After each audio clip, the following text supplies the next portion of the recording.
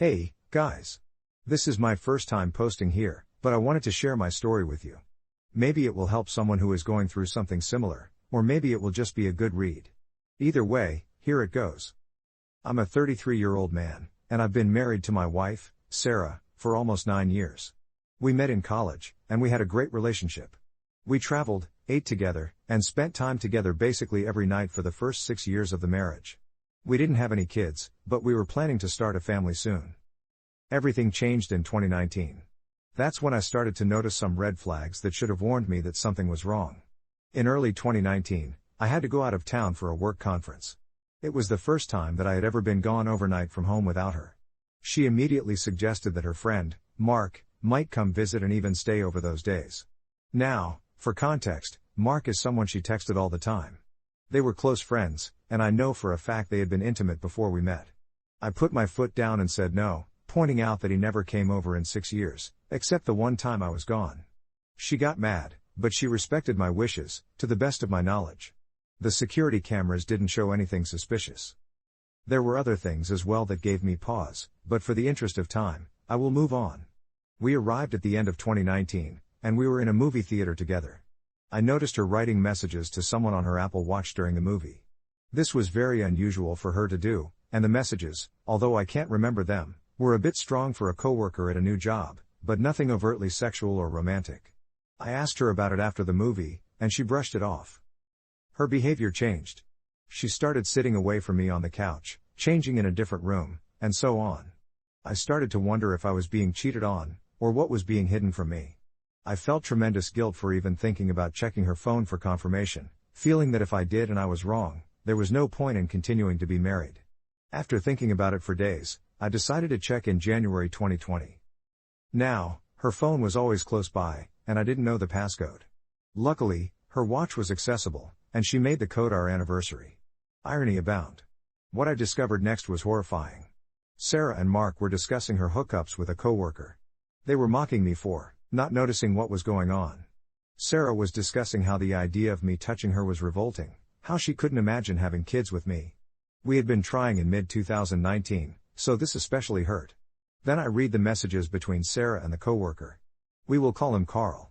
Those messages were explicit, and Sarah showed more affection for him in every way than she showed me. And each message told me a new revelation that hurt more. That a trip she said was to console a friend was really so that the friend could meet Carl. That she began changing in the bathroom so I wouldn't see the hickeys on her body.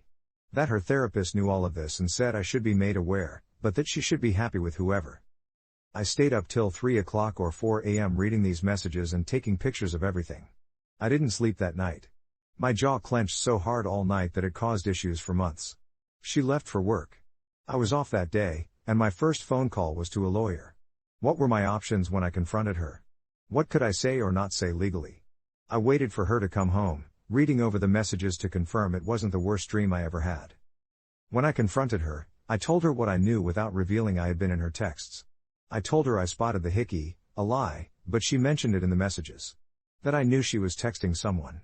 Sarah lied, tried to argue it was someone else that gave her the hickey, but finally I read a message from her watch. I guess what I expected was for her to break down and admit everything. Instead, Sarah exploded in rage that I violated her privacy. The insanity and gaslighting of trying to convince me that I was the bad guy here blew me away.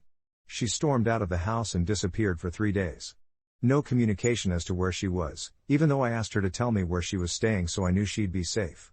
To this day, I only know a small part about where she went or what she did. When she came back, she told me she wanted to try to fix things and spend some time together. It didn't go well. I caught her sneaking off to meet with him once again, as she foolishly left the watch behind and I could read the messages in real time. I finally told her in February 2020 that I contacted a lawyer. She insisted she wouldn't sign anything until we attended couples counseling. I humored it, but it went off the rails immediately. When after I explained we were here because she had an AF affair, she argued my word choice, affair, was too strong a word. She also lied about the fact that she cheated on me before Carl with a married man, something I discovered at a later date going through her watch once again. She admitted her plan was to find an apartment, then hand me papers without me ever knowing what was going on. She even tried to blame the whole affair on me, using, in the therapist's view, minor disagreements as proof of my cold and uncaring demeanor. One example, I didn't immediately scream at my parents for a Christmas gift she didn't like, or at her parents when they playfully made fun of her. At this point, the decision was made. I needed to divorce her, as she would never tell the truth. We agreed Sarah would move out of our house, and I even helped her find an apartment. Anything to get her out of the house faster. One day in March 2020, I watched the news of COVID come in, and all construction work stopped. Her apartment was almost ready, but was being renovated. Now there was nowhere for her to go. I was stuck in the house with her from March to June of 2020. For those wondering, she had enough legal knowledge to know that leaving would make her case harder and might still have to pay expenses. Those 3 or so months were hell. Trying to do my job and live in a house with a person who had wronged me and ridiculed me was unbearable at times. We tried as best we could to keep it civil and not scream at each other every time we passed each other. Imagine spending 90+ days cooking meals, passing by, and seeing no one else in the world but the person who ended your marriage and broke your heart. Every day featured me essentially locking myself in a room for 8 hours, then doing yard work or working out to avoid speaking with her. She moved out for the most part in late June, once the world started to open up a bit, and had all of her items out by July. Knowing that I wanted the house, she definitely manipulated the situation to her advantage, to avoid her being publicly shamed. Her family, to this day, doesn't know what caused the divorce. She didn't tell them the divorce was happening at all until after the papers were signed, and essentially forced me to pretend we were still together until then. At which point, I told her to tell her parents or I would. They never asked me what was the cause, although 1 or 2 did wish me well. I never felt the need to tell them, as despite the pain and gaslighting she caused, I didn't feel the need to hurt them. Her parents never wronged me. Carl and Sarah didn't last. When I found out, Carl told her to leave me and be with him, but she tried to mend our relationship, and he walked away from her. So she ended up with no one. Sarah and I rarely speak now, unless it's absolutely necessary, which is rare. I've wondered at times if maybe I was wrong for not publicly outing her infidelity. The people who are important to me know the truth. I also never confronted or spoke to, for that matter, Carl or Mark, or her friend who knew about all of this but never warned me. As for me, I found someone who is truly a good person and have a great relationship. I've never told Sarah, as it's none of her business. Much like telling her family about her cheating, I thought about telling Sarah how well I'm doing, but I think that is just schadenfreude.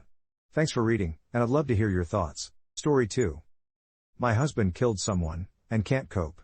5 months ago, a woman purposely walked in front of my husband's truck. He struck her, and she was killed, much like the people who killed their family before killing themselves. She was so selfish, basically taking him with her. He quit on the spot. His employer should have recognized that he was in distress and given him some time off instead of accepting his resignation, but they didn't. I'm 8 months pregnant, and before someone says you shouldn't have kids if you can't afford them, I know we are in a world of hurt right now, and it's only going to get worse. The accident brought up bad juju from an accident 10 years ago where he lost his wife and son.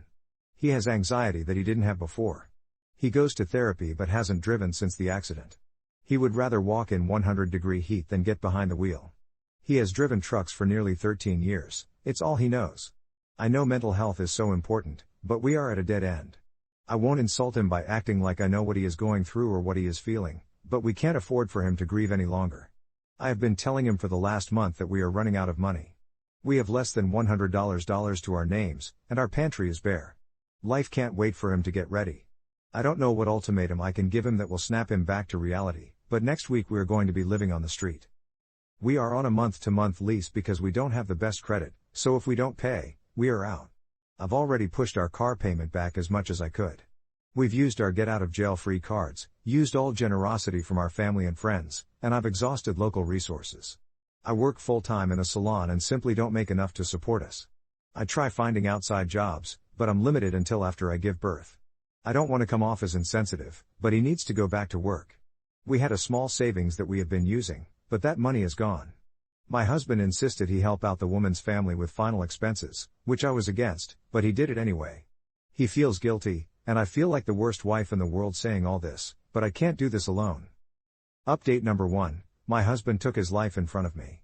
This happened a few days ago, and it's a cruel, twisted irony that I made this Reddit asking how hard I should push him to go back to work. My last post was about how we were going to lose our place because my husband couldn't recover after a woman stepped in front of his semi-7-ish months ago. I said it was like she took him with her. Now he is actually gone, and it's not even the same. Before I get someone asking why are you posting right now, I don't know what to do. I notified his family after my last post. I pushed him to try to get his job back, and they took him back with open arms, which was a huge blessing and surprise. When I called his boss yesterday to tell him my husband wouldn't be coming back, he told me that the company would pay for his funeral. He had been with them for nearly 10 years before he abruptly quit the day of the accident. He needed therapy and time off but thought the best thing, the easiest thing, would be to quit and try and handle it alone. If you have people in your corner and if you have resources available to you, please use them. Did you know if someone unibs themselves in your house, you are responsible for cleanup? If you are renting and don't have renter's insurance, it's on you. I'm 8 months pregnant, and I'm being induced next week, and I can't even go inside my house. I contacted the church we had been to on and off where we got married, and suicide is a sin, so no help there.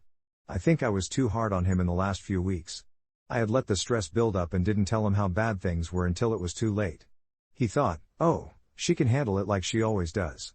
We have to stop thinking like that, and I mean anyone who is reading this, because I'm sure you do it too. I brought up adoption because who would choose to bring a child into this world being poor? That is what a lot of comments told me, and they were right. I'm being induced next week, and I don't even have a clean environment to bring a baby back to. It's the last piece of my husband, and I don't know if I deserve to raise him. I know I might have seemed like an about my husband. I was stressed, but he was a good man who deserved to be a father and he deserved to be here.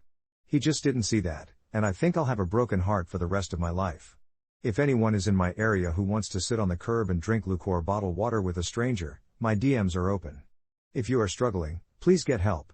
You are not weak or less than. Mental health is so important and serious. Update: wow, I can't keep up with the comments. For privacy's sake, I'll just say Illinois. I have a lot of plots to call, so then you do every single kind comment and message.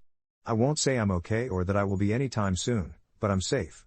Update number 2, 8 pounds 50 and 19.5 inches. This is an update to those of you who asked on my last post. Got removed NSFW, so I hope it's okay that I do so. I had my baby boy this past weekend, 8 pounds 50 and 19.5 inches. I wanted to share the news because when I texted his family the day he arrived, I was told they wanted to know nothing about him and didn't want to see any pictures. Heart-crushing is an understatement.